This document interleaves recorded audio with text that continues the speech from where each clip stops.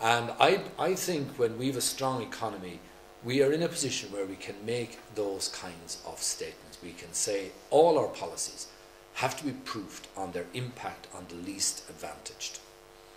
And of course, that's particularly true in the world of education. In the last 10 years, I think we have moved increasingly from a view that quality services can be provided publicly to the view that if you need quality services, you have to access them privately. And that's a huge cultural development in Ireland. And it means, in the world of education especially, that affluent parents are buying their way out of integration. They are purchasing segregation. They're purchasing it in third level, and they're particularly purchasing it in second level. So when we talk about lifelong learning, we have to talk about citizenship, we have to talk about social cohesion, and we have to talk about issues like equality. But in the last 10 years, we have used our economic growth, I think, to some extent in a way, to enable the privatization of public goods. And to enable, that's not to say, I wouldn't want to overstate it, because obviously we have made great progress on many fronts, including in the world of education. But I still feel we have never made a qualitative leap.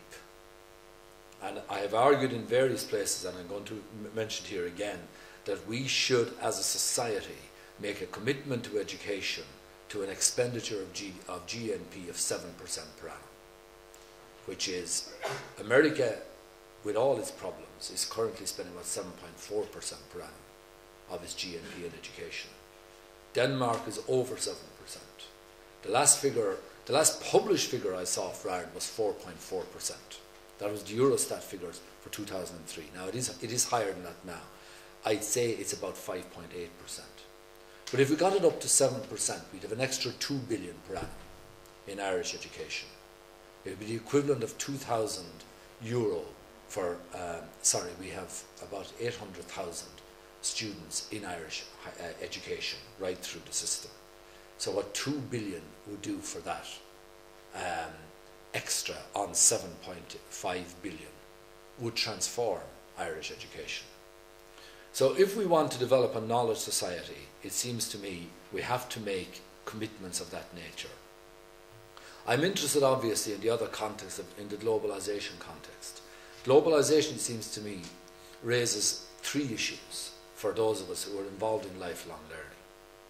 One is the issue of cultural coexistence on the planet. And I mentioned Dundalk earlier. Dundalk was a contested zone, that border that I mentioned. There are contested zones all over the world. And in a globalized society, those contested zones will simply spread all over the world. The traditional contestation, for instance, between Christianity and Islam was largely confined to the Balkans, to the Ottoman Empire clash with Western civilization for basically the last 1200 years. But with globalization, that contest, that conflict will actually and can become worldwide. And it actually can take the shape of how I'm getting on with my next door neighbour.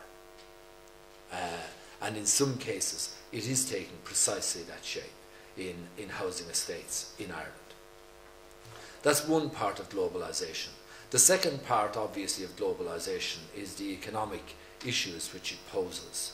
The issue of global inequalities at one level, and also the fact that the Irish economic success that we mentioned about is, in a sense, always subject to global pressures, so it can never be assumed. So the insecurity of globalisation is part of its actual, even though it presents opportunities as well. And the third point is that most people talk about globalisation, is this notion of a reflexive person. And I think lifelong learning involves people being reflexive, i.e. they're self-critical about who they are. They're exposed to challenging their own sense of identity, the very inheritance that they have acquired. And if they fail to challenge that inheritance, The risk is, of course, that you're left with fundamentalism. So these are all part of the context in modern Ireland. I am obviously hugely interested in the fact that we have 166 different nationalities living in Ireland now. Primary education has dealt with the emergence of a multinational school population with extraordinary success and with extraordinary capability, it seems to me, over the last 10 years. It has happened almost overnight. It has happened faster in Europe than in any country in the world that I'm aware of. Primary teachers have responded. The Department of Education and Science has responded as well. But the shift is now moving into second level. The pressures are going to rise there, and they're going to rise in third level in a few years' time as well. The possibilities as well as the challenges. So there are some of the contextual issues that strike me as really interesting.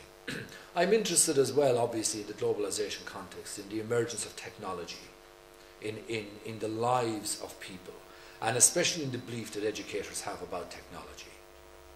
I don't share the widespread view that technology is the great response to educational deficiencies or inadequacies.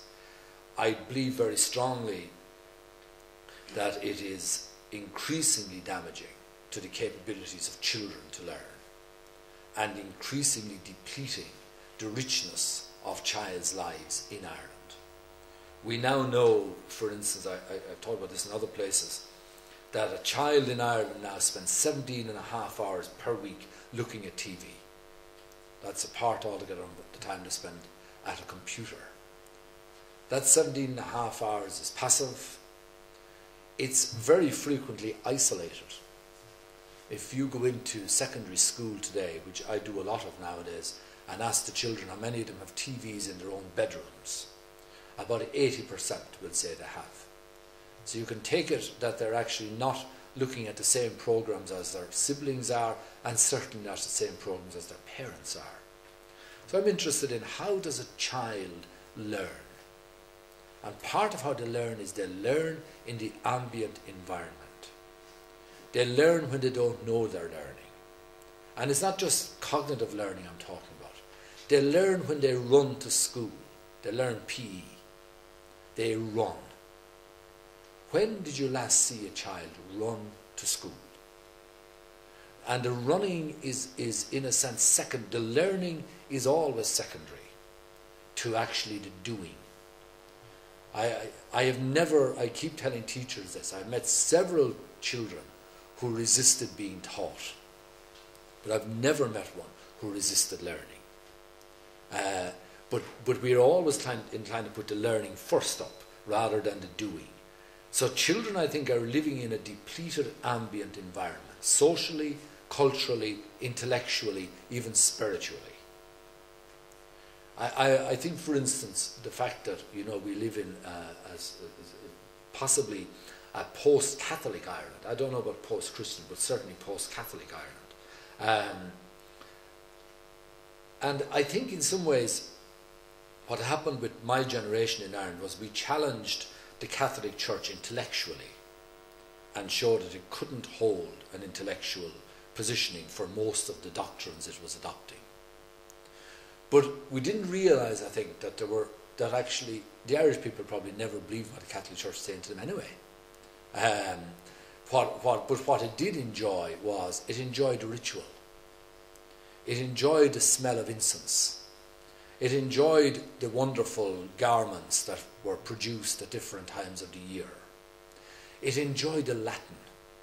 It enjoyed plain chant.